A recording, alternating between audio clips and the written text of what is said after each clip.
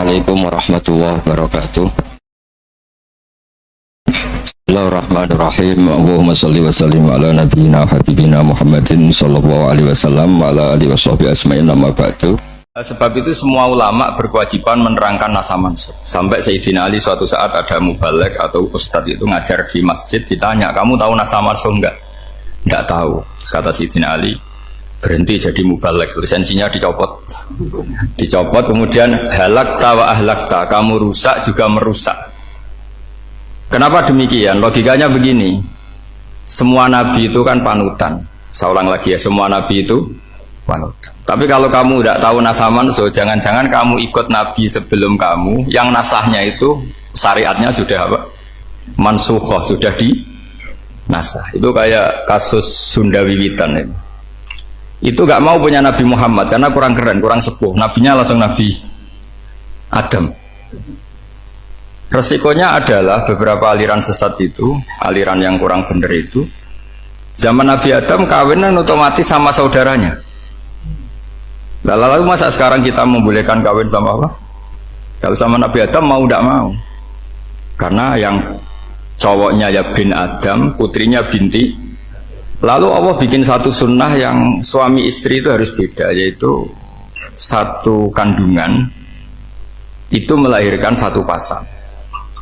Dan mulai dulu memang pasangannya orang jelek itu orang cantik, makanya agak sial itu yang perempuan-perempuan itu. Memang mulai dulu gitu, kalau cantik itu kesunatannya dapat jelek gitu. Nanti sama-sama masuk surga karena yang cowoknya ibadahnya syukur, yang ceweknya sabar, itu nanti sama-sama. Nah kebetulan si Qabil itu ganteng sekali. Qabil berpasangan dengan Labuda itu jelek gembrot, pokoknya tidak cantik.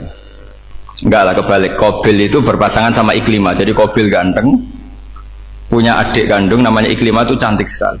Yang Habil itu rapati apa? Berarti yang Habil apa? Ya dapati ganteng, berbarengan dengan Labuda juga dapati cantik. Nah karena tadi ya berarti Qabil bareng siapa? Iklimah, Habil, Labuda. Maka untuk kawin ini nggak boleh satu kandungan. Jadi dulu karena nggak ada perbedaan ibu bapak, mau tidak mau beda, yang penting beda. Yaitu akhirnya apa? Qabil dapat Labuda, yang Habil dapat Iklimah karena beda kandungan. Itu sudah cukup. Nah, akhirnya kan nggak terima si Qabil, masa orang ganteng dapat orang jelek. Jadi mulai dulu itu maunya orang ganteng ya dapat orang cantik, nggak terima. Tapi Allah ngatur seperti itu. Akhirnya terjadi percekcokan. Nah, dulu itu semuanya itu religius, sehingga ukuran percekcokannya masih religi, yaitu ya gini saja, kita ngadakan korban, yang diterima itu ya menang. Ya ternyata dalam kompetisi itu yang menang siapa? Habil. Akhirnya Habil jadi menikahi siapa? Iklim. Kalau sekarang kompetisinya kan siapa paling kaya ya menang, lebih gampang. Nah kemudian bayangkan misalnya, ya saya ini menerangkan nasa mansukh. Kita semua sering ngomong, sering berkoar-koar, sering menyarankan atau mewajibkan para nabi itu panutan dalam semua perilakunya. Ternyata ada beberapa perilaku yang sudah dinasah atau dihapus ketentuannya oleh syariatnya Rasulullah Shallallahu Alaihi Wasallam. Maka mengenali nasa mansukh itu keharusan dalam ulumul Quran. Ya, makanya Allah mengatakan apa? Manansah min ayatin aw nunsiha pasti na'ti bi khairim minha aw misli. Jadi saya nerangkan nasah mansukh itu dua sesi. Satu sesi antar nabi, dua di internal syariatnya apa? Nah, sekali saja hari ini dok, sudah setelah itu anggap pinter sudah. Kalau sudah jangan tanya lagi. Nah, ada beberapa lagi syariat yang masalah metode. Dulu Nabi Nuh itu dibolehkan oleh Allah saking mangkelnya sama orang kafir. Saya ulang lagi, orang kafir itu kan biadab sekali, nempat buminya Allah, makan rezekinya Allah, kemudian mengkafirkan Allah. Pikirannya Nabi Nuh, orang biadab gini nggak layak hidup, itu pikirannya Nabi Nuh. Kalau dia pakai militer, tidak punya militer, ya pakai langit akhirnya. Pakai kekuatan langit, beliau berdoa, Rabbi la tazar alal ardi minal kafirina dayyara innaka intadzarhum yudillu ibadaka wala yalidu illa fajirong kafar. Ya Allah, mereka ini orang-orang kafir padahal pakai bumi engkau, pakai rezeki engkau, matikan semua saja, jangan sisakan satupun. Karena kalau masih sisa nanti anak turunnya ya gitu, gennya gendo ya pasti melahirkan gendo, gen wala yalidu illa fajirong kafar. Kalau kamu sisakan pasti melahirkan generasi gendo lagi, kafir lagi, dituruti sama Allah. Kecuali orang 80 yang ikut Nabi Nuh. Nah, orang 80 yang ikut Nabi Nuh ini selamat karena iman. Maka generasi yang sekarang ini termasuk saya semua ini semuanya turunan orang iman. Maka kita ini punya dua status. Satu, Allah kadang manggil kita ya Bani Adam karena faktanya kita turunan Nabi apa? Adam. Panggilan kedua adalah zurriyataman hamalna ma'nu. Orang-orang sekarang itu pasti turunan orang yang ikut perahunya Nabi Nuh. Jadi nasab kita ini sudah steril. Sudah tidak ada nasab lewat kafir karena yang kafir sudah habis. Semua orang sekarang itu turunan Nabi Nuh, yaitu disebut apa? Zurriyataman hamal nama. Itu sekitar orang 80. Nah, oleh Allah Subhanahu wa taala syariat seperti ini pernah dituruti, yaitu akhirnya mereka mati semua kecuali orang 80 yang mukmin. Tapi uniknya Allah apa? Era Rasulullah Shallallahu alaihi wasallam, Nabi kita Nabi Muhammad itu diutus rahmatan lil alamin. Ketika Nabi didustakan, diusir, disakiti, malaikat gunung, beberapa malaikat sing ahli adab spesial eksekutor lah kira-kira gitu. Muhammad, kamu bilang saja ke saya, kalau kamu ingin orang-orang Mekah bujal CS, saya hancurkan. Tapi apa kata Nabi? Saya berharap kalau mereka belum iman, anak cucunya iman. Karena bagaimanapun sperma ya atau calon bayi atau calon keturunan itu kan ada fi aslabir rijal atau fi zuhurir rijal. Jadi kalau dalam ilmu agama itu gen manusia itu disimpan di apa zuhurir rijal, apa di punggung lelaki, nanti dipindah ke arhamin nisa. Logikanya gini, ini dengerin ya, logikanya gini, misalnya Abu Jahal itu di situ ada orang namanya Ikrimah, itu anaknya Abu Jahal, itu orang mukmin, akhirnya ya jadi orang alim. Abu Lahab itu di rahimnya di apa punggungnya ada perempuan namanya Darroh, akhirnya juga orang apa mukminah. Saya berikan contoh. Khalid bin Walid itu anaknya Walid itu musuh besarnya Rasulullah, tapi di punggungnya ada orang bernama Khalid. Ini dengerin. Nah, di punggung ini kira-kira Allah sudah tahu apa belum? Jawabannya sudah. Artinya kalau ini mati atau kamu bunuh, kamu sebenarnya nggak bunuh orang kafir saja, bunuh calon orang mukmin yang sekarang masih bersemayam di punggungnya orang-orang kafir. Jadi bisa saja orang yang sedang kafir itu ada sekian apa calon generasi yang suatu saat mukmin. Itu syariat yang diajarkan ke Rasulullah Shallallahu alaihi wasallam. Karena kasufnya Nabi, kasuf itu satu kondisi di mana seorang Nabi itu dipertontonkan sesuatu yang nggak kelihatan. Itu dalam bahasa Arab kasuf atau mukasyafa. Nabi dipertontonkan ternyata banyak orang kafir yang di punggungnya itu ada calon generasi mukmin atau muslim. Akhirnya Nabi nggak berani. Jangan bunuh. Mungkin bapaknya ada iman tapi anaknya iman. Betul, Abu Jahal punya anak Ikrimah, Abu Lahab punya anak Darroh, Walid punya anak siapa? Khalid. Itu mirip seperti kita, bapak era sholat, anak ETBG sholat, akhirnya bapaknya katut sholat. Banyak nggak di Indonesia, bapaknya tidak bisa baca Quran, anaknya hafid. Nah, itu kalau bapaknya kamu habisi, tidak ada yang meselin. Makanya biarkan hidup saja. Nah, artinya gini, andai kan tidak ada ulama yang menerangkan nasa mansuh, dikira syariat Nabi Nuh itu abadan mu'abadat, selamanya lama. Sehingga main teror sama orang kafir sah berdasar Nabi Nuh. Padahal kita sudah ganti Nabi, yaitu syariatnya Rasulullah Shallallahu alaihi wasallam. Masyhur itu ketika Nabi ngendikan, saya tidak minta mereka dihukum, tapi ya Allah saya minta Allah mahdi qaumi fa innahum la ya'lamun. Mereka kafir itu karena tidak. Sehingga ada periode. Loh, kalau perang itu beda. Perang itu konteksnya duel, itu tidak harus sama Abu Jahal, Abu Lahab. Ada penjahat mau bunuh kamu wajib perang nggak? Wajib. Penjahatnya meskipun muslim apa harus kafir? Meskipun muslim. Maka kata ulama fikih sebetulnya perang duel itu bukan syariat Muslim sama kafir tok, masih Muslim sama Muslim. Misalnya ada orang mau merkosa istri kamu, terus dia pamit gini, saya Muslim loh, beri hak loh. Nggak bisa. Saya penjahat loh, Muslim. Jadi kamu nggak boleh merangin saya, ngelawan saya. Saya kan Muslim. Nggak bisa, tetap harus dilawan. Jangan lupa subscribe ya. Makanya kata ulama-ulama fikih, pertarungan sama musuh itu tidak harus sama orang kafir. Orang Muslim pun yang mengganggu kehormatan kita, misalnya mau merkosa istri Anda, itu harus dilawan. Makanya Nabi ngendikan mangkutila duna mali fahuwa syahid, mangkutila duna harimi fahuwa syahid. Orang yang mati karena membela kehormatan keluarganya atau hartanya, maka dia mati syahid. Dan penjahat yang mati ini muhaddarun damu, diabaikan sehingga nggak kena kisos, membunuhnya nggak kena. Misalnya ada penjahat mau bunuh kamu, kamu duel menang, kamu nggak kena kisos karena ini muhaddarun damu, diabaikan kehormatan. Padahal dia Muslim, apa? Muslim. Ini perlu. Jadi ini mengaji ini agak jelimet tapi gampang. Kan kalau paham nggak paham selesai, jadi anggap aja selesai itu. Sehingga kalau nggak ada nasaman, so maka orang selalu berpikir pokoknya sementing ikut Nabi. Nah itu bahayanya kalau Anda tidak tahu detail. Jangan-jangan syariat yang kamu ikuti itu syariat yang sudah berstatus mansukhoh, telah dicabut.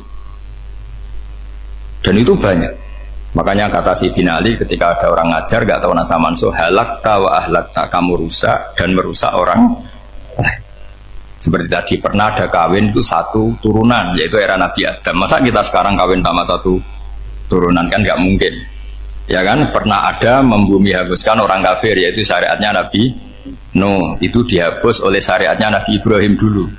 Yaitu Nabi Ibrahim menghentikan apa? Faman tabi'ani fa innahu minni wa man asoni fa innaka ghafurur rahim. Ya, kalau orang ikut saya ya Allah ya pasti golongan saya. Kalau yang masih maksiat, masih balelo, saya berharap engkau ampuni. Akhirnya banyak orang kafir tobat. Coba era Rasulullah itu semua orang kafir Mekah itu kafir. Nabi belum wafat, itu sudah ada 114.000 mukmin semua. Jadi Nabi menangi mayoritas orang menjadi mukmin dari mayoritas kafir, yaitu disebut wara'aitan nasa yadkhuluna fi dinillahi afwaja. Andai kan Nabi Muhammad pakai syariatnya Nabi Nuh, bisa nggak mengislamkan orang sebanyak itu? Nggak bisa kan?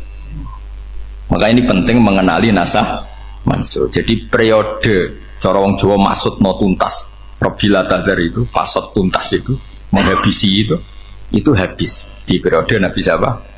Nuh. Syariat itu sudah nggak dipakai lagi. Yang dipakai apa? Faman tabi'ani fa innahu minni wa man asoni fa innaka ghafurur rahim. Lah Nabi Muhammad ini nabi yang kena khitab anit tabi' millata Ibrahim hanifah. Jadi masternya Nabi Muhammad itu mentornya Nabi Ibrahim. Sehingga syariatnya ya faman tabi'ani fa innahu minni wa man asoni fa innaka ghafurur rahim. Tidak syariat Rabbil tadzar alal ardi minal kafirina daya. Jelas ya, jadi mengenali nasa mansuh itu penting sekali. Karena kalau enggak, Anda halakta wa ahlakta, kamu merusak diri kamu sendiri, juga merusak orang lain. Karena menfatwakan hukum yang sebetulnya sudah berstatus mansukhoh, hanya berdasar itu kan syariatnya Nabi-Nabi dulu. Syariat yang apa? Syariat yang nggak pernah terhapus hanya satu, usuluddin, yaitu tauhid, itu sama. Tapi kalau syariat itu beda-beda, atau furu'iyah itu beda-beda. Itu tadi saya beri contoh era Nabi dulu, kalau ada pakaian najis dipotong, dibuang. Era Nabi Muhammad dicuci. Orang kafir dihabisi oleh langit. Era Nabi Muhammad nggak boleh, bahkan didoakan Allahumma hdi qaumi fa innahum la ya'lam. Di Qur'annya apa? Wa inna haddum minal musyrikin astajaraka fajiruhu hatta yasma'a kalam Allah summa ablihu ma'mana. Jadi kalau ada orang kafir nggak boleh main dihabisin, mereka beri peluang untuk mengkaji kitab Allah hatta yasma'a kalam Allah. Kalau mereka sudah berpeluang ngaji, harus summa ablihu ma'mana, harus dijamin keamanan. Ya, karena badzalika bi annahum qaumul la ya'lamun, bagaimanapun mereka memang karena tidak tahu. Nah, kenapa tidak tahu? Enggak. Karena tadi mereka tertutup oleh kultur yang beratus-ratus tahun. Mbah-mbahnya mereka menyembah batu, menyembah berhala. Ya tahunya itu ya Tuhan. Bagaimana Anda bisa menjelaskan sesuatu yang sudah beratus-ratus tahun, kan tidak gampang. Maka ada periode dimaklumi, apa? Kalau era sampean kan, mosok waktu disembah saking gobloknya orang. Kamu lahir kan sudah nyembah Allah, tidak nyembah batu. Bayangkan kalau kamu jadi mereka. Wong perut kamu saja disuruh makan pizza sakit kok, karena saking lamanya makan sambal kan gitu. Kamu bilang perempuan Indonesia saja cantik kok, saking lamanya jadi orang Indonesia. Padahal orang Indonesia tanyakan orang Eropa, cantiknya di mana? Kamu lahir di Afrika, bilang orang Afrika itu cantik, tanyakan orang Eropa, cantiknya di mana? Hitam gitu kok. Jadi orang itu pasti terkooptasi oleh sekelilingnya. Orang Afrika akan bilang wanita Afrika itu cantik. Coba tanyakan orang Eropa, cantik apa enggak? Belas. Orang Eropa yang kulitnya gitu kata orang Eropa indah, kata sampean. Koyok anaknya kebu katanya boleh jadi. Jadi orang itu akan terkooptasi oleh sekelilingnya. Bayangkan kalau semua orang nyembah berhala terus kamu ndak, alasan kamu apa? Kan menentang mayoritas. Dan itu berat. Maka dimaklumi oleh Allah dzalika bi annahum qaumul la ya'lamun fi manah panyeruarah. Nah, pemakluman ini yang mulai sekarang terkikis. Orang main pukul saja enggak mau ngaji. Enggak mau ngaji Quran secara kafah. Jadi fatwanya Islam kafah tapi ngajinya Quran enggak kafah. Ngambil 1-2 potongan ayat dipakai dalil. Jadi Islamnya inginnya kafah tapi ngajinya Quran enggak. Kalau kafah ya hafal 30 juz. Kalau mau ya, kalau mau kafah ya hafal berapa? 30.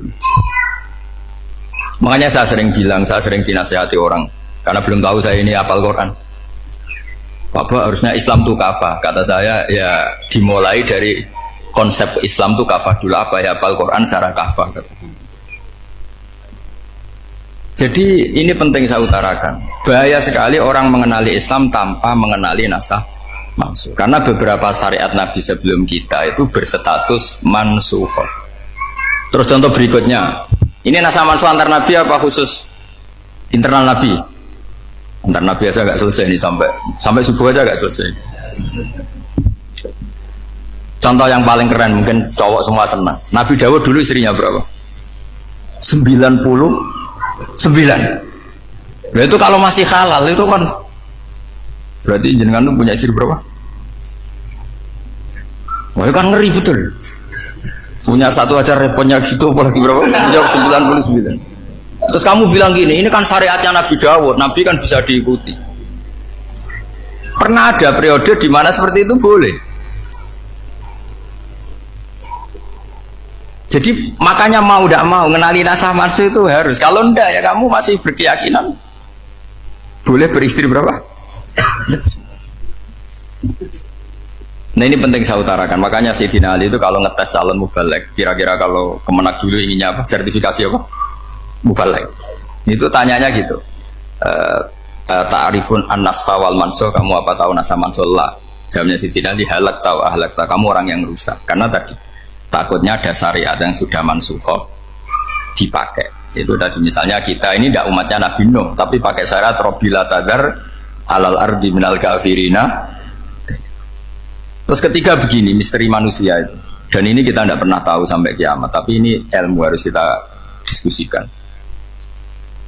Misalnya saya ini namanya Bahaudin. Saya sekarang hidup sampai 2019 sekarang.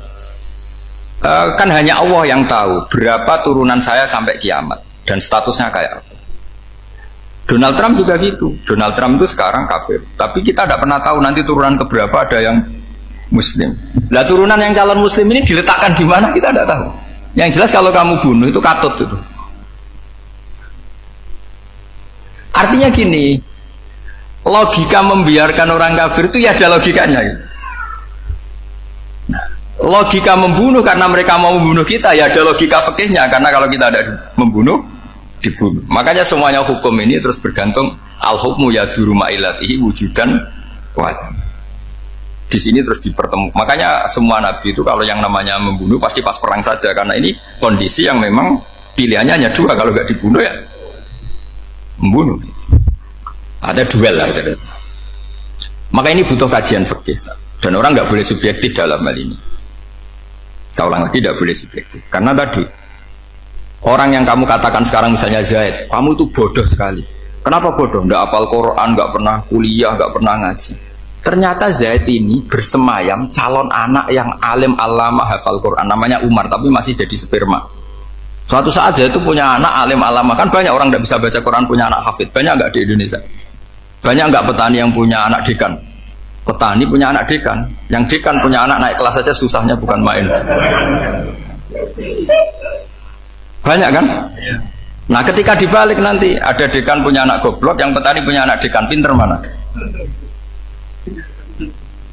Kita tidak pernah tahu. Makanya ini kan ya sudah, kalau nggak pernah tahu ya bilang saja wallahu alam, kan selesai. Daripada keminter keliru kan ada wallahu alam. Lagi ya. Makanya cerita favorit guru saya Kiai Haji Maimun Zubair itu punya apa namanya Kiai Zubair. Itu cerita favoritnya itu ada santri namanya Soleh. Soleh itu alim alam. Orang Madura itu cara berpikir kan kalau kiai saja alim seperti itu apalagi bapaknya. Pas bapaknya main ke pondok, santrinya ada ribuan. Bapaknya main ke pondok itu sholat itu ya gak bener, gak sesuai sunnah Rasul lah kira-kira gitu. Sudah sholat itu gak bener, apa-apa gak bener. Masih ditakwil sama santri Madura karena orang Madura itu kultus. Mungkin khilaf itu satu khusus, pokoknya perlakuan khusus. Suatu saat saking bodohnya orang itu kenceng tuh pikir musola. Wah ini gak bisa ditakwil lagi, akhirnya gak bisa ditakwil tuh gak. Wah ini sudah gak bener ini, gak bener. Singkat cerita santri tadi gak kuat matur ke kiainya, Pak Yai, jenengan sealim itu kok bapaknya segoblok itu. Kenapa? Ya, dia kenceng pikir musola. Oh bapak saya itu pinter sekali. Kok bisa? Karena beliau yang memutuskan saya mondok sampai saya jadi alim alama seperti ini. Yang bodoh itu mbah saya. Yang bodoh itu mbah saya kan? Artinya gini, sekarang misalnya Anda dekan atau Anda rektor atau Anda profesor atau Anda kiai top mubalek kondang. Anda mubalek kondang terus punya anak gobloknya bukan main, atau apalagi anaknya ketangkep KPK.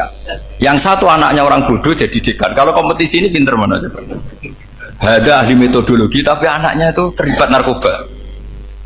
Yang ini petani utun, anaknya dekan. Kira-kira kalau dikompetisikan pinter mana?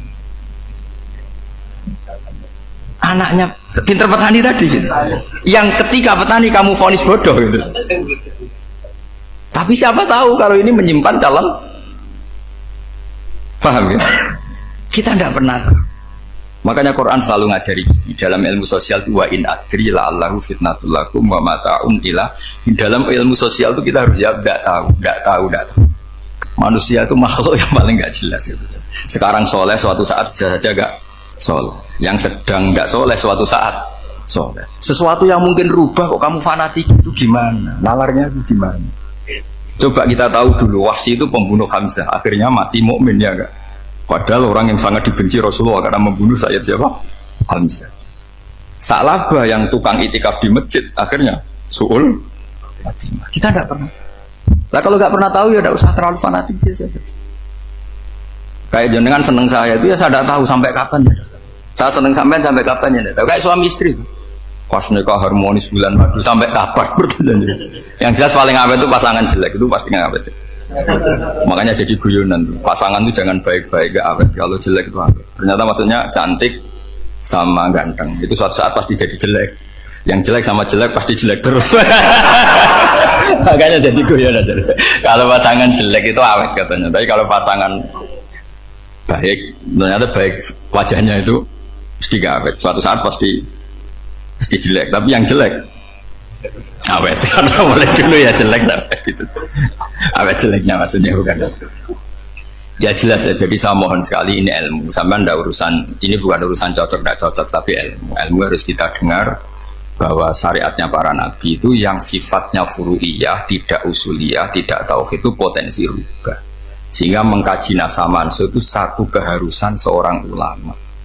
Makanya setiap ada syariat nabi hal hadis syariah mu'abbadah amla, mansukha amla. Karena potensi itu tinggi. Kita tahu dulu semua nabi sholat menghadap apa? Baitul Maqdis. Era Rasulullah dipindah ke Ka'bah. Tapi kalau kamu katakan total Baitul Maqdis ya tidak juga. Nabi Ibrahim mulai dulu madhabnya ke Ka'bah. Tapi kalau Nabi Musa ke Baitul Maqdis. Sesuatu yang furu'iyah. Kenapa ini furu'iyah? Jawabannya sederhana. Ketika seseorang menghadap Ka'bah itu menghadap batu apa menghadap Allah? Allah. Ketika menghadap Baitul Maqdis hakikatnya menghadap Allah apa menghadap Baitul Maqdis? Allah. Maka menghadap Ka'bah itu masalah furu'iyah. Yang masalah usuliyah adalah inni wajjahtu wajhiya lilladzi fataras samawati wal ardh. Yang permanen adalah menghadap Allah Subhanahu wa taala. Cuma secara prosedur syariatnya secara zahir menghadap Ka'bah. maka potensi rubah karena ternyata itu furu'iyah. Untuk kiblatnya itu furu'iyah. Yang permanen adalah menghadap ke Allah Subhanahu wa ta'ala. Ini penting ya. Jadi terus sekarang masih antar nabi apa di internal nabi? Ini sudah mau selesai waktunya, sudah habis. Internal. Ini sudah selesai, ini sudah pas. Mohon Pak Amir. Wah.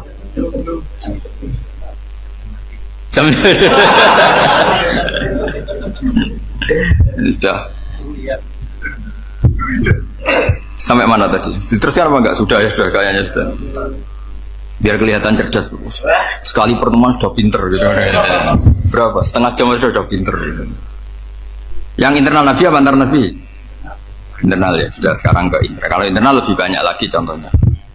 Yang masyhur tentu masalah Baitul Maqdis. Dulu Rasulullah pernah sholat menghadap Baitul Maqdis 16 bulan berapa?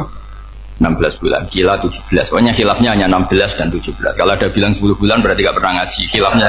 Karena khilafnya itu hanya 17 sama 16. Akhirnya sama Allah diminta disuruh menghadap ke Ka'bah. Saya ulang lagi, itu tetap masalah antar nabi sebetulnya. Begini, makom itu kalau dalam bahasa Arab bukan kuburan. Kalau di Indonesia kan makomnya Sunan Bonang itu kan kuburan. Kalau makom dalam bahasa Arab itu sesuatu yang pernah dipakai singgah, itu namanya apa? Makom. Lalu Rasulullah itu pertama di Medina itu madhab Baitul Maqdis itu 16 bulan. Orang Yahudi senangnya bukan main. Sampai mereka bilang gini, Muhammad tuh gaya-gaya nantok punya agama baru, tapi kiblatnya ikut kita. Baguslah anak itu, katanya. Masih tahu diri katanya. Bagus katanya itu masih tahu diri. Jadi senangnya bukan main orang Yahudi, karena kiblatnya Muhammad sama dengan mereka. Ya tentu mereka jangkar Muhammad, bukan Sayyidina Muhammad atau Rasul Muhammad, karena mereka masih gak iman.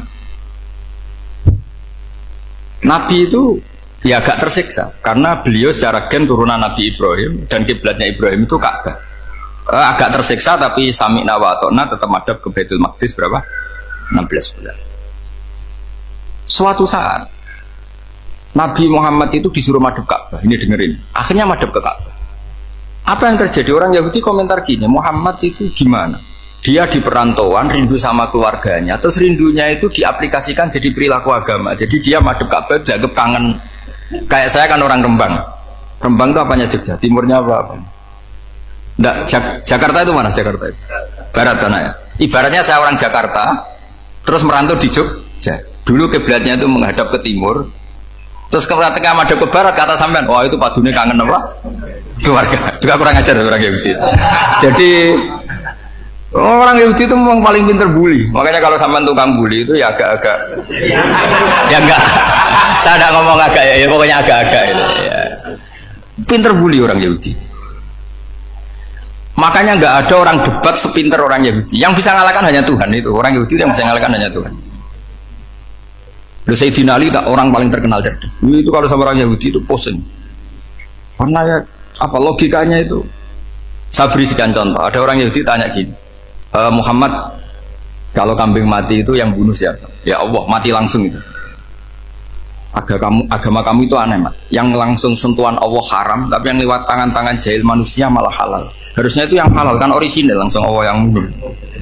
Jadi utaknya itu aneh, dari cara berpikir itu aneh. Nah cara sampean nih kan, nak halal pangan kue, tapi Nabi kan nggak boleh bertutur kata kasar gitu. Kalau yang jadi Nabi saya untalan gitu kan gitu. Tapi Nabi kan nggak boleh kasar. Jadi Nabi itu problem karena nggak boleh apa? Kasar. Kalau kita kan gampang, ya nak halal untalan kan selesai. Pak. Tapi Nabi nggak boleh kasar gitu. Jadi nak jadi nggak Nabi, ya sampean itu kan enak. Mau keliru ya pantas, mau apa saja pantas. Karena kan nggak panutan. Kalau Nabi nggak bisa. Meluruskan kebenaran itu harus tetap sesuai akhlak. Ya jadi agak kerepotan. Makanya punya Umar alhamdulillah ada yang nggak perlu aturan gitu. Jadi enak. Jadi ya itu memang aturannya harus itu. Coba Nabi itu perang tapi nggak boleh bunuh. Kayak apa susahnya? Beliau jadi sasaran tembak tapi nggak boleh bunuh. Kalau sahabat kan enak, duel, relax, santai, bisa tarung. Kalau Nabi nggak boleh. Makanya Nabi meskipun ikut perang terus nggak ada sejarah orang yang dibunuh Ya, hanya satu peristiwa itu pun dibaca orang kafir, ditangkis Nabi, pedangnya kembali ke dia mati. Tapi tidak ada yang Nabi. Karena Nabi kalau pembunuh nanti itu terus kayak pendekar kan susah juga punya Nabi kok. Habis perang saya Nabi tanya, Muhammad habis serang berapa? 1000. Jangan lupa nyalakan loncengnya. Ya repot juga punya Nabi mantan apa? Pembunuh, meskipun yang dibunuh orang kafir, tapi kan kayak apa ya? Fitrah manusia itu akan menolak kepemimpinan orang yang gitulah pokoknya nggak bisa diterangkan itu. Makanya Nabi itu nggak pernah bunuh, meskipun kayak apa musuhnya tapi nggak pernah bunuh. Untungnya di sekeliling orang-orang yang tadi. Jangan bilang tuh suka bunuh ya, pokoknya perang gitu ya. Perang dengan bunuh itu beda loh ya. Kalau perang itu fair apa? Fair. Sampai mana tadi? Nabi Ibrahim ya tadi. Makom tadi saya ulang lagi. Nabi Muhammad menghadap ke Baitul Maqdis itu hanya Allah nuruti. Ini loh Nabi betul. Tahu betul bahwa di antara syariat adalah Baitul Maqdis. Karena semua Nabi pernah berkiblat Baitul Maqdis. Tapi Nabi ketika menghadap ke Ka'bah, Nabi juga dibilangin sama Allah. Ini loh syariat yang benar. Karena Ka'bah juga kiblat sing a'taku. Lebih tua ketimbang Baitul Maqdis. Maka disebut Ka'bah Atiqah. Ilal Baitil Atiq. Kalau Quran bahasakan Ka'bah apa? Wal yatawafu bil Baitil Atiq. Atiq itu tua sekali. Ya sudah. Ketika berstatus tua itu orang Yahudi seneng. Mergo roh kelirune Muhammad. Mereka nantang, Muhammad ayo debat terbuka. Nabi rawuh. Bagaimana Anda bilang Ka'bah itu kiblat tertua? Wong Ka'bah itu pertama yang menghadap sana itu ya kamu. Semua Nabi menghadapnya ke Baitul Maqdis. Terus Nabi Muhammad mulai berargumentasi ilmiah tadi. Enggak, Ka'bah itu kiblatnya Ibrahim. Jadi Ibrahim dulu itu yang mulai dulu kiblatnya itu di Ka'bah. Terus orang itu tanya buktinya apa? Terus dijawab fihi ayatum bayinatum maqam Ibrahim. Ternyata di situ ada jejak kakinya Nabi Ibrahim, yaitu batu yang diinjak beliau ketika bangun Ka'bah. Itu argumentasi ilmiah. Lah barang orang Yahudi kehilangan ilmu, itu gobloknya orang Yahudi. Makanya yang bisa mengalahkan Yahudi hanya Allah Subhanahu wa taala. Wong Ibrahim saja golongan kita, pengikut kita. Ibrahim itu pengikut Yahudi. Wah itu Nabi mulai senyum-senyum, mulai tertawa-tawa. Wah itu goblok, orang terdidik. Karena itu ibaratnya kayak kamu bilang Soekarno itu pengagum Puan Maharani. Kira-kira seperti itu. Soekarno itu pengikut Puan. Karena Yahuda itu Yahuda bin Yakub bin Ishak bin Ibrahim. Saya ulang lagi ya, nasabnya Yahudi ya Pak. Yahuda bin Yakub bin Ishak bin Ibrahim. Jadi Ibrahim itu mbah keempat dari Yahuda.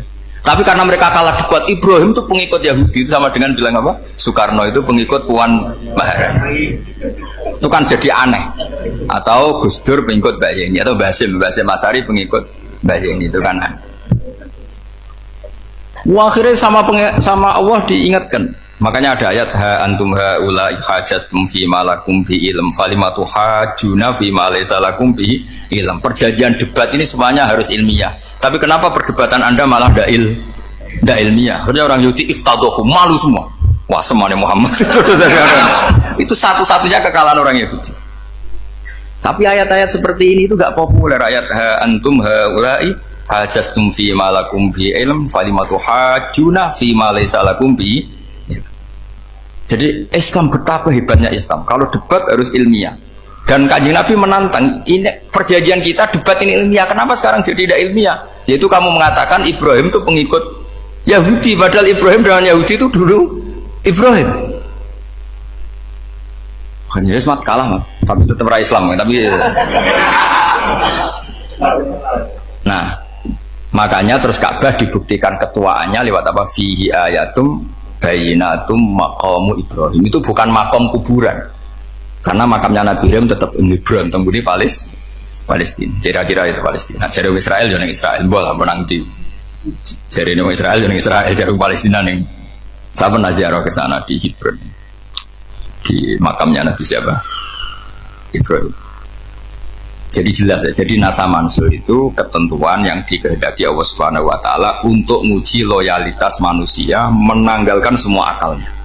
Makanya saya mohon sekali siapapun yang ngaji saya dimanapun, sekali-kali manusia itu harus menanggalkan akal. Sekali Anda pakai akal, maka Anda akan ingkar dengan nasa mansur. Nasa mansur itu hukum yang direvisi, yang dibatalkan. Makanya orang Yahudi lagi-lagi pinternya orang Yahudi, merovokasi orang-orang yang Islamnya belum kuat, diprovokasi gini. Ungzuru ila Muhammadin tahayyara fi din yukhillu yawman wa yuharrimu ukhra. Lihat itu Muhammad, dia kebingungan cara beragama. Kadang bilang A, besok bilang B. Jadi Nasa Mansur dianggap satu bentuk kebingungan, gak kurang ajar. Wah, akhirnya sebagian orang yang murtad. Makanya Nasa Mansur itu satu peristiwa yang menjadikan banyak orang murtad. Karena diprovokasi orang Yahudi bahwa itu bentuk kebingungan Muhammad. Akhirnya terus saya qulu sufaha'u minan nasi ma wallahum al-qiblatimul lati kanu alaiha. Kelirunya orang Yahudi adalah ternyata Nasa Mansur yang dipilih Rasulullah itu semuanya ada di Taurat dan Injil. Termasuk di Taurat dan Injil disifati dan Nabi yusolli ilal qiblatin, bahwa Nabi ini akan bersolat dengan dua kiblat.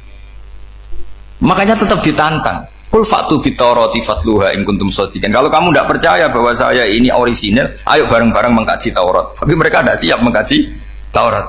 Karena Taurat semuanya mendukung Rasulullah Muhammad SAW. Fatluha in kuntum shadiqin. Makanya ini penting sekali ngaji. Jadi perdebatan itu macam-macam. Dan itu pinternya orang Yahudi. Ungzuru ila Muhammadin tahayyara fi dini yukhillu yawman wa yuharrimu ukhra. Ini penting sekali. Makanya Nasa Mansur itu uji loyalitas. Itu Imam Malik kalau mencontohkan ke Imam Syafi'i. Saya berisikan contoh fikih. Ini saya melanggar waktu ini sudah. Saya yang tidak mengesahkan diri saya. Ya misalnya ini ya, ini kertas saya bawa ya, ini kertas saya bawa. Terus ini tak kasih uang misalnya, uang 100.000.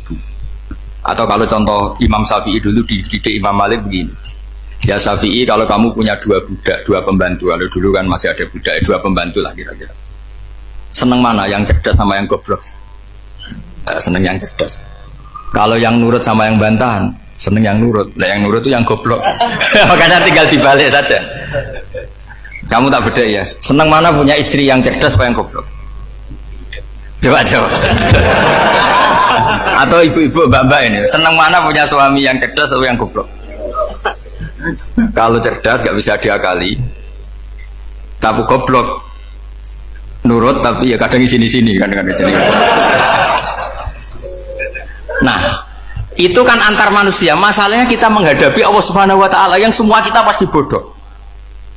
Kita menghadapi Allah Subhanahu wa taala yang semuanya kita pasti bodoh. Allah jelas ngendikan wa kanal insanu zaluman jahula. Manusia itu banyak zalimnya. Zalim itu sifat mubalaghah. Kalau orang zalim sekali zalim, kalau sering zalim, kalau jahil biasa jahil, kalau banget jahili jahul. Bahasa Arab kan gitu memang. Ghafir pengampun biasa, kalau ghafur selalu mengampuni. Syakir, makanya sifatnya Allah Ta'ala ikut wazan fa'ul semua. Ghafur, syakur, atau diikutkan wazan fa'al. Kalau goblok biasa jahil, goblok banget jahal kan itu. Kafir biasa kafir, kalau kafir banget kafar. Ya, jadi wazan balagha itu bisa fa'al, bisa fa'ul ya. Kafirin, kafar atau kafur. Paham ya? Malah ngaji nahwu. Ya, tapi ini memang perangkatnya ya. Ini kan perang mau tidak mau. Makanya misalnya Allah tidak suka kulla kafarin banget kafir ya, Pak. Paham ya? Kulla khawanin banget khianate. Kalau khain khianat biasa, kalau khawan sering khianat. Nah, manusia itu kata Allah apa? Zaluman. Wis banget dolime, banget bodoh. Itu kalau yang ngarang hikam mencontohkan tuh gini, manusia itu pas bener saja salah, apalagi pas salah. Jadi manusia itu kata Imam yang ngarang hikam itu, man itu kanat mahasinhu masawiyah fakih fala takunu masawihi masawiyah. Ketika baik saja buruk, apalagi ketika buruk. Coba kalau ada orang dermawan sama teman-temannya, tanyakan istrinya, gue dihambur-hambur disikno konco ngalono bojo. Mesti gitu. Teman yang sering silaturahim ke teman-temannya, kata temannya baik, senang silaturahim, tanyakan istrinya, oh meninggali wong gitu. Jadi manusia pas baik saja ada buruknya, apalagi pas buruk. Makanya dulu bapak saya ngajarin saya istiqomah ya apik ya, tapi kadang-kadang nak keterusan itu istiqomah ngangkangi orang dia tidak punya kesempatan. Misalnya ada imam masjid imami terus sampai tua sampai mau mati, itu istiqomah apa tidak memberi peluang yang lain? Tidak jawab. Jadi itu manusia. Jadi pas baik saja buruk, apalagi pas buruk. Kayak saya gini di sini ngajar baik, tapi saya ada tidak sopannya, harus di atas. Padahal banyak orang sepuh, ada Pak On, ada beberapa yang kan terpaksa nggak sopan. Tapi aman yang nyuruh, berarti aman yang dosa. Kemarin-kemarin saya minta di bawah supaya ganjaran saya utuh, ini gara-gara begini ganjaran saya ini agak terkredit terdebat itu karena itu. Jangan lupa komen di bawah. Saya teruskan. Jadi manusia itu punya sisi itu karena manusia itu dzalum dan jahul. Wa kanal insanu dzaluman. Problemnya ini ngadepi Allah yang selalu pinter, yang kita selalu bohong. Misalnya gini, kamu ditanya Allah. Ini contohnya Imam Malik. Ikla hadi sokhroh fa inna tahtaha dhahaban. Coba bongkahan batu itu kamu angkat, di bawahnya ada emas. Lalu budak yang pinter berlogika, oh disuruh buka itu karena ada emas toh. Berlogika. Kalau budak yang goblok enggak, ya disuruh ya diangkat saja. Ada emas apa enggak karena perintah ya diangkat. Yang satu nurut karena perintah, yang satu nurut karena ada emas, ada sesuatu. Logikanya suatu saat Tuhan itu hanya bilang gini dok, ikhla hadis sokhroh, batu itu angkat. Yang nurut yang goblok permanen tadi kan langsung angkat. Yang pinter, ini ada apa lagi Gusti kok harus diangkat? Ya gak ada apa-apa, nyuruh saja kata Allah gitu. Wah tidak bisa, sesuatu harus ada alasannya. Itu kira-kira mangkel loh agak. Oh mangkel. Nah, logikanya manusia seperti itu. Makanya dua murid pinter, di rakyat pinter, presiden ya susah mesti demo. Goblok ya susah sini uang. Ini kan nggak ada pilihan. Memang manusia itu nggak ada pilihan. Nah sekarang masalahnya gini di fikih ini, saya kembali lagi ke fikih. Pertanyaannya secara fikih begini. Misalnya iddah. Iddah itu seorang perempuan ditinggal mati suaminya atau ditinggal atau cerai. Itu kan ada namanya apa? Iddah. Iddah itu memastikan apa tujuannya? Memastikan rahim itu steril dari mani atau sperma zaut awal. Supaya nanti kalau dinikah orang lain tidak terjadi ikhtilatul nasab. Oke, berarti iddah kita beri argumentasi secara ilmiah li baro'atir rohmi. Jadi misalnya Zaid menceraikan istrinya Sri dalam keadaan masih bisa haid. Iddahnya 3 kali masa suci. Wal mutallaqatu yatarabbasna bi anfusina salasata quru. Lalu karena secara teori medis kalau haid berarti bukti tidak hamil. Apalagi kalau haidnya terulang-ulang sampai 3 kali pasti tidak hamil. Jika kalau nanti dinikahi orang lain pasti kalau ada anak ya anaknya zaud sani atau zaud kedua. Berarti alasan iddah li baro'atir rohmi. Oke, kita sok pinter, sok bijak. Pertanyaannya adalah sekarang sudah baru 1 bulan suaminya di Malaysia nggak pernah ngumpuli, dicek di medis juga berbukti tidak hamil. Apakah boleh tanpa iddah? Semua ulama mengatakan tidak boleh. Tapi ini kan rahimnya jelas bersih. Ya karena iddah itu nuruti perintah pangeran, pokoknya tetap iddah 3 kali masa suci. 3 kali masa suci atau masa haid, itu ada perdebatan ulama. Tapi kan ini terbukti bersih Gus. Meskipun terbukti bersih, kata Allah harus iddah 3 bulan atau berapa? Kira-kira 3 bulan, 4 bulan ya tetap harus iddah. Pemilih mana? Sok pinter Gusti. Berhubung ini, pangeran buat terang gitu. Berhubung. Jadi Tuhan apa bawa waris? Berhubung Gusti. Ini jelas steril dari sperma zaut awal. Nggak usah iddah Gusti. Sama aja kamu disuruh majikan kamu ikhla hadis sakhroh, berhubung nggak ada apa-apa, nggak usah ya. Kira-kira mangkel nondak budak yang seperti itu. Mangkel. Maka dibutuhkan kebodohan dalam beragama. Betul itu memang. Makanya Nabi itu unik, pernah bilang itu gini, aksaru ahlil jannah al-bulu, aki-aki penduduk swarga itu al-bulu, wong goblok-goblok. Maksudnya goblok yang jenis ini, bukan goblok betulan maksudnya. Maksudnya goblok jenis ini itu ya tetap pinter, tapi pinternya dibuang, pura-pura goblok demi samina. Nah, jadi saya misalnya kok pinter dan goblok tadi sekaligus, pinter dan goblok. Ya bah, ikhla hadis sokhroh, fa inna tahta hadapan. Tak angkat, karena saya tahu di bawah ada emas. Tapi di hati saya, sajane ya mergo perintah. Suatu saat kalau disuruh Allah, ikhla hadis sokhroh, perintah ya tak angkat, ya sudah. Jadi ya pinter ya goblok. Saya tahu namanya perintahnya Allah pasti ada hikmahnya. Hikmahnya itu adalah li baro'atir rohmi. Tapi hikmahnya jadi kawula adalah nurut perintah Allah, cek tahu alasannya maupun tidak. Ya, di sini ada illatul hukmi untuk membangun kecerdasan, tapi ada loyalitas untuk membangun ubudi. Ya, bahwa kita ini kawula roh tetap loyal. Makanya tadi pagi saya cerita Sayyidina Umar kayak apa cerdasnya, tapi tetap ubudi ya. Yaitu Rasulullah SAW sering dibully orang kafir, Muhammad tuh gaya-gaya nantok. Wong ora oleh nyembah berhala, ora oleh nyembah watu, jebule ini nyembah Hajar Aswad. Karena dilihat dari jauh kan tetap nyium Hajar Aswad. Coba kalau kamu lihat dari jauh, kamu sujud dari jauh kan kayak sujud sama batu. Makanya Sayyidina Umar karena orang kafir masih cara berpikir gitu, tiap nyium Hajar Aswad itu komentar gedumel. Alim tu annaka hajarun la tadurru wa la tanfa. Walau la anni ra'aitu Rasulullah qabbalaka ma qabbal. Bukan. Aku ron aku watu ya raman doroti raman fati. Kalau saja saya tidak melihat Nabi nyium kamu, saya tidak sudi nyium kamu. Jadi tidak berdoa doa mustajab itu tidak berutuh. Karena apa? Umar tahu ini masalah secara tauhid. Kalau saya doa depan Hajar Aswad nanti dikira syirik karena berdoa di depan batu. Tapi kalau saya tidak nyium nyulayani sunnah Rasul yaitu nyium Hajar, wis tengah-tengah nyium sambil gerutu itu sudah kompromi. Ya nyium tapi gerutu. Kayak apa? Makanya ya cerdas tapi ya goblok tadi ya cerdas. Itu uniknya Rasulullah. Jadi muji orang pintar ya sudah langit. Tapi Nabi pernah dalam satu hadis mengatakan aksaru ahlil jannah al-bulbu. Aki-aki penduduk swarga itu orang bodoh. Artinya orang bodoh itu bukan bodoh betulan kan. Dia meninggalkan akalnya demi loyalitas ubu. Nah, untuk menutup sesi ini terakhir betul tak tutup setelah ini selesai. Untuk menutup itu bukti begini. Perang Badar itu perang yang nggak mungkin dimenangkan umat Islam karena orang kafir itu 1000 dengan pasukan full dengan peralatan perang full.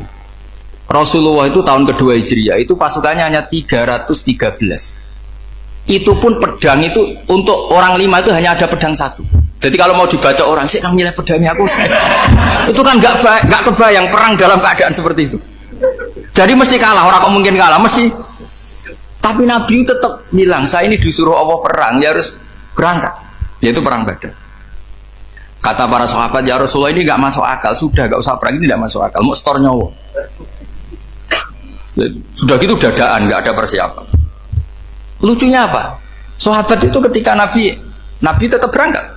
La akhrujanna walau waqti. Nabi menginginkan saya tetap berangkat meskipun sendi. Setelah Nabi berangkat sekian meter, tuh sahabat ikut semua. Kata Nabi, lah kamu kok ikut? Ya ikut saja. Kata kamu mesti kalah. Ya anggap saja setor nyawa. Demi loyalitas pada jenengan. Itu makanya nggak ada periode sebaik periode sahabat. Tapi yang gerutunya jalan. Karena gerutu ini bawaan ilmiah. Makanya kita loyal sama presiden. Tapi yang nggak cocok ya gerutunya jalan. Tapi bawaan mencintai Indonesia tetap jaga stabilitas. Itu bawaan cinta Indonesia, bukan cinta pejabatnya kadang ini. Gerutunya jalan. Tapi bawaan loyal sama Indonesia tetap mengaku. Bawaan loyal sama Rasulullah tetap ikut perang. Bawaan akal karena nggak masuk akal ya gerutu. Dan itu uniknya Quran itu mengapresiasi itu dan dianggap nggak masalah. Saya bacakan ayatnya. Kama akhrajaka rabbuka min baitika bil haqq wa inna fariqam minal mu'minina lakarihun yujadilunaka fil haqqi ba'da ma tabayyana ka'annama yusaquna ilal mauti wa hum yanzurun. Peristiwa Badar ada peristiwa kamu itu keluar untuk perang. Sahabat kamu ngikuti, tapi mereka lakarihun, nggak seneng sebetulnya. Karena nggak masuk akal. Ya geremeng tapi ya derek. Yujadilunaka fil haqq, mereka mendebat kamu dalam kebenaran. Jadi ya Rasulullah wong perang kawan kalau jenengan lakoni alasane nopo? Lah kok melok? Ya saya harus ikut jenengan Nabi. Itu unik. Kalau orang sekarang mana mau, kalau nggak masuk akal nggak mau melakukan. Coba misalnya istri kamu belanjanya dikurangi, anggap saja petualangan latihan hidup di masa lalu, nggak mau. Padahal petualangan itu hal yang indah. Petualangan itu kan hal yang indah, kan nggak mau. Oh ngirit aja alasan.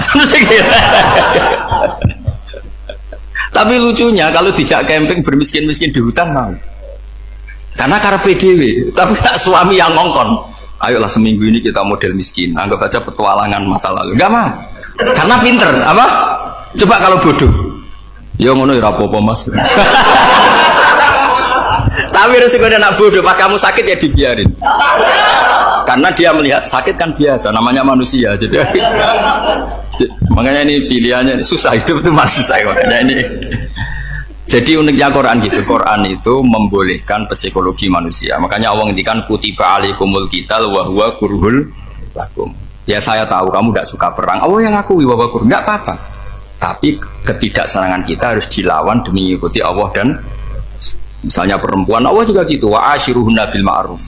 Gauli istri kamu muamalah secara baik. Kata Allah fa in karihtumuhunna fasa an takrahu syai'a wa ja'alallahu fi khairan katsira. Mungkin ada watak yang kamu tidak suka, tapi di situ ada kebaikan. Allah ngaku yang namanya suami mesti ada watak yang nggak suka dari istri. Juga sebaliknya lebih banyak lagi yang suami istri kamu nggak suka watak kamu, juga nggak suka hidung kamu, wajah kamu banyak lah nggak disuka. Tapi demi kestabilan negara suami istri ini, mereka loyal, justru itu bagus. Maka jagalah ilmu, juga jagalah loyalitas. Itu yang perlu saya utarakan. Jadi makanya agama ini dibangun dua. Satu kecerdasan hikmah, yaitu ya al-hukmu ya duru ma'ilati wujudan wa adaman. Tapi juga ada ubudiyah, bahwa agama ini milik Allah. Maka sami'na wa ta'na. Karena begini logikanya, saya ulang lagi masalah batu. Ikla hadis sokhro fa inna tahta adaban. Terus saya angkat, pembantu saya ngangkat. Dia saya gaji atas nama apa? Nurut kan? Atas nama menemukan emas apa atas nama nurut? Nurut, karena emas itu juga penemuan saya, milik saya. Ngangkat batu yang nggak ada emasnya juga atas nama nurut. Jadi rapot yang saya berikan ke pembantu saya itu tentang nurut dan tidak nurut. Saya kan tidak peduli dengan cerdas dan tidak cerdas. Itu kan tidak sesuatu yang menguntungkan saya. Nah Allah juga gitu. Kecerdasan kamu, pinter kamu itu tidak menguntungkan Allah Subhanahu wa Ta'ala. Karena Allah itu tidak butuh pinter kamu, cerdas kamu. Allah hanya butuh mental ubudiyah kamu. Makanya Allah mensifati nabinya hanya subhanalladzi asra bi abdihi, karena status tertinggi manusia adalah sifat kehambaan. Makanya ya Tuhan nafsul mutmainnah irji'i ila rabbiki radiyatan mardiyah fadkhuli fi ibadi, berstatuslah sebagai hamba baru wadkhuli jannah. Nah kalau kamu berstatus hamba ya harus baik, gak usah kalian bantah. Coba kalau kamu rasional, ya Allah kenapa bikin surga nanti-nanti? Engkau kan bikin sekarang, ngapain repot-repot nanti? Jadi kacau semua agama. Makanya yang perlu didahulukan adalah status ya Tuhan nafsul mutmainnah irji'i ila rabbiki radiyatan mardiyah fadkhuli fi ibadi. Masuklah berstatus sebagai hamba saya. Khasnya hamba tadi, ya cerdas karena semua yang diperintahkan Allah pasti ada hikmahnya. Tapi kecerdasan ini kadang kita tinggalkan demi loyalitas ubudiyah. Ya, saya kira demikian. Assalamualaikum warahmatullahi wabarakatuh.